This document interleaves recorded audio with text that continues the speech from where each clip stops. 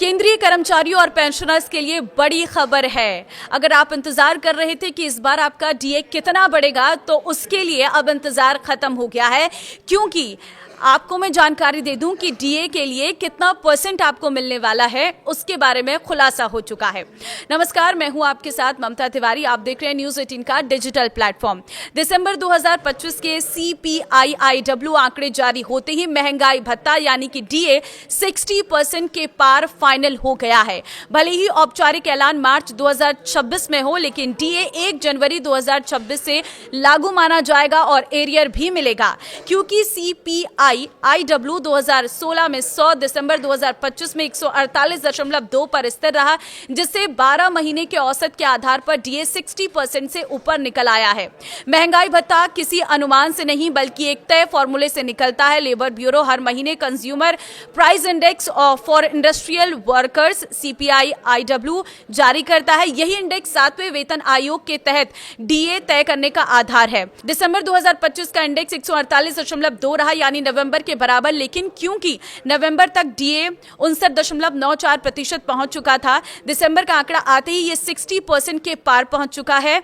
सरकार डीए को हमेशा निकटतम राउंड ऑफ करके लागू करती है, इसलिए अब 60% डीए तय माना जा रहा है। मार्च में ऐलान, लेकिन लागू जनवरी से। ऐसा क्यों, अगर आप जानना चाहते हैं तो ये डीए की स्टैंडर्ड सरकारी प्रक्रिया है। डीए हर साल 1 जनवरी और 1 जुलाई से प्रभावी होता है, लेकिन CPI-IW के आखिरी आंकड़े दिसंबर जून आने के बाद सरकार कैबिनेट में प्रस्ताव लाकर मार्च सितंबर में ऐलान करती है। देखिए, इसलिए लागू की तारीख 1 जनवरी 2026 होती है और ऐलान की तारीख मार्च 2026 होती है, और फायदा जनवरी फरवरी का एरियर। अब सैलरी और पेंशन पर कितना असर पड़ेगा, तो अब बात सबसे जरूरी सवाल की, जेब पर कितना आएगा। अगर किसी कर्मचारी की बेसिक सैलरी 50,000 है और 58% डीए तो 29,000, 60% डीए तो 30,000, और हर महीने 1,000 अधिक पेंशनर्स के लिए 30,000 बेसिक पेंशन पर। डीए बढ़ोतरी से 600-700 महीना बढ़ सकता है। ये रकम छोटी लग सकती है, लेकिन लाखों कर्मचारी और पेंशनर्स के लिए ये बड़ा कुल प्रभाव है। अब डीए से जुड़ी 5 अहम बातें भी जान लीजिए। देखिए, डीए CPI-IW पर आधारित होता है।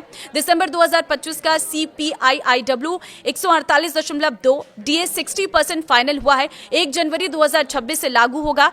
मार्च 2026 में सरकारी ऐलान प्लस एरियर।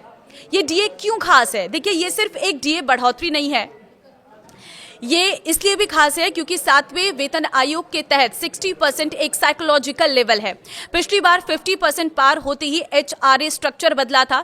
60% के भविष्य में पे रिसेट की चर्चा तेज होती है, यानी ये डीए बढ़ोतरी आगे की सैलरी पॉलिसी से भी जुड़ती है। आपके लिए इसका मतलब, आप कर्मचारी हैं, सैलरी और एरियर बढ़ेगा।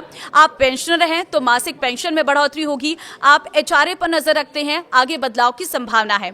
आप 8वें वेतन आयोग को ट्रैक कर रही हैं, ये बेसलाइन डेटा बनेगा।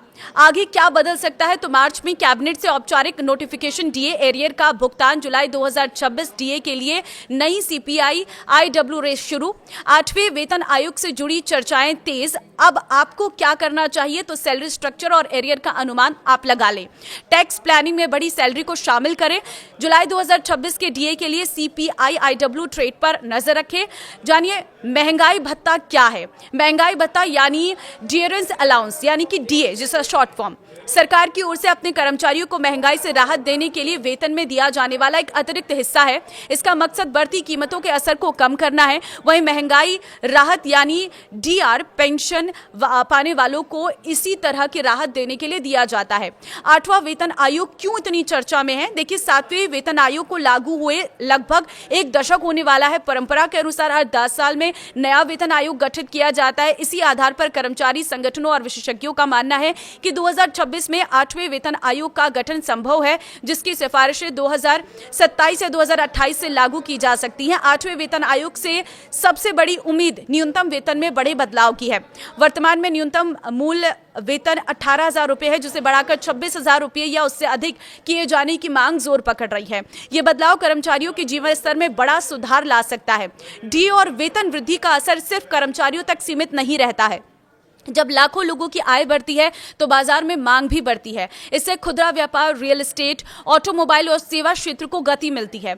ये पूरी अर्थव्यवस्था के लिए सकारात्मक संकेत होता है। सरकारी खजाने पर भले ही अतिरिक्त भार पड़े, लेकिन बढ़ी हुई खपत और उत्पादकता से कर संग्रह में भी इजाफा होता है। लंबे समय में यह संतुलन अर्थव्यवस्था को मजबूत करता है। पेंशन भोगियों, खासकर वरिष्ठ नागरिकों के लिए यह फैसला सम्मानजनक जीवन जीने का आधार बन सकता है।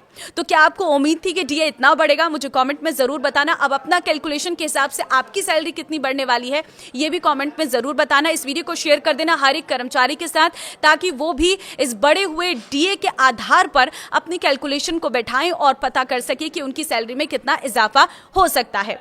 नमस्कार।